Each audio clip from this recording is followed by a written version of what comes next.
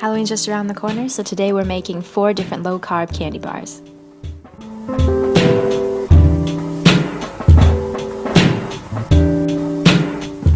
So first add some water to your maltitol or ISOMALT and melt it. I just use the microwave, but it's probably better to do this on the stove because you have more control. Then add in your coconut milk. You could add cream, but I like the extra coconut flavor from adding coconut milk. Let that boil until it gets thick like this, but I let mine go a little bit too far. You shouldn't caramelize yours because in the end it won't be quite as gooey, it'll be really thick. And then you add in your flaked coconut, unsweetened, and then melt your chocolate while you put your coconut mixture into the fridge to set up. Now once that coconut has firmed up, you want to form them into flat little ovals, and then once you've melted your chocolate in the microwave on short bursts of about 15 seconds, stirring in between each burst so that none of the chocolate burns. Now if you can't find sugar-free chocolate in the stores, you can make your own. I've got a recipe for that linked below. You're going to dip just the bottom end of each little coconut oval into the chocolate. Now once that's set up, you're going to move them to a cooling rack like this and make sure you have plastic wrap underneath to catch any drips of chocolate. Now what you want to do next is ignore the fact that these are already covered in chocolate. That was me being brain dead for a bit. You want to first put your 2 little almonds on top and then do this step where you drizzle your melted chocolate over the top. Really gently spread it out so that it covers all the edges. And make sure you check the sides to make sure there's no little spots that are missing chocolate.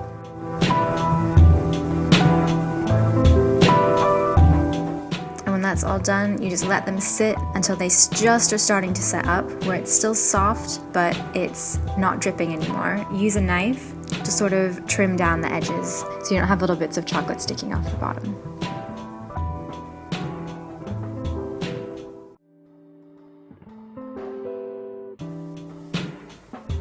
So first make a batch of low-carb shortbread cookie. I've got a link to my recipe down below. And when you've half baked them, cut them into their final shapes and then finish baking them for about 5 or 10 minutes until they get however crispy you like them to be. They will be a bit crumbly if you overbake them, so maybe don't bake them quite as dark as I did here. Then you're going to get a batch of low-carb caramel, and I've got a recipe for that as well, linked down below. And chill it in the fridge so that it's manageable and you can roll it in your hands. Add a little bit to the top of each of your biscuits. Make sure your biscuits are cooled when you do this, otherwise the caramel is going to melt.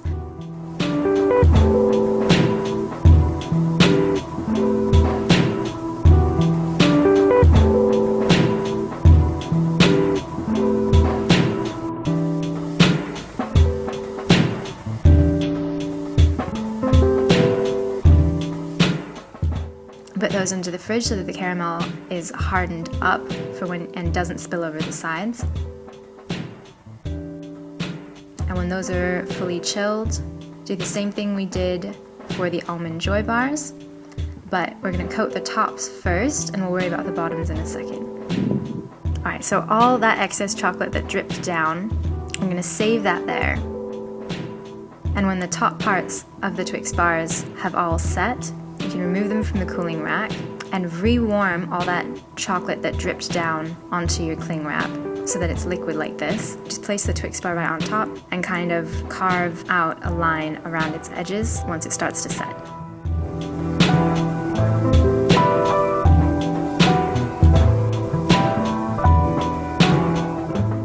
So we're going to add a little bit of sweetener, a bit of butter, and then a bit of vanilla. Now, if you really love peanut butter, you could of course just use plain unsweetened peanut butter and cover it in chocolate.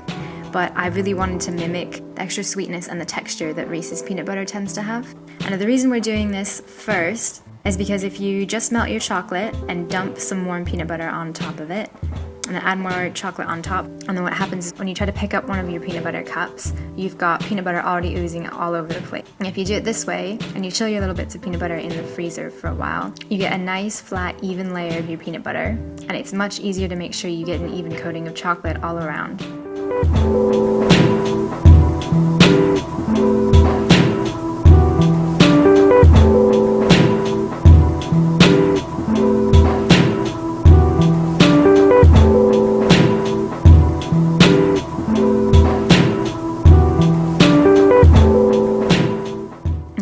Tried this, I found that just putting in a bit of chocolate and then pressing in my frozen bit of peanut butter, you can see how the chocolate doesn't come all the way up the sides. So make sure you add your melted chocolate in and then spread it up the sides a bit to keep this from happening.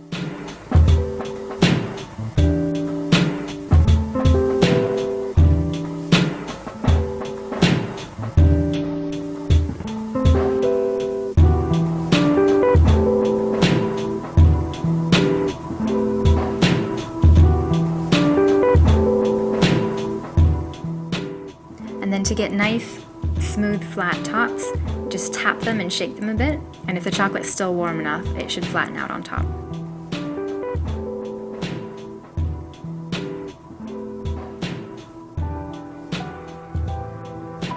Last and the most complicated of the candy bars is a Snickers bar. And because there's so many different components that go into it and it's a little more complicated, I made a whole separate video. You can click on the link that's in the description box.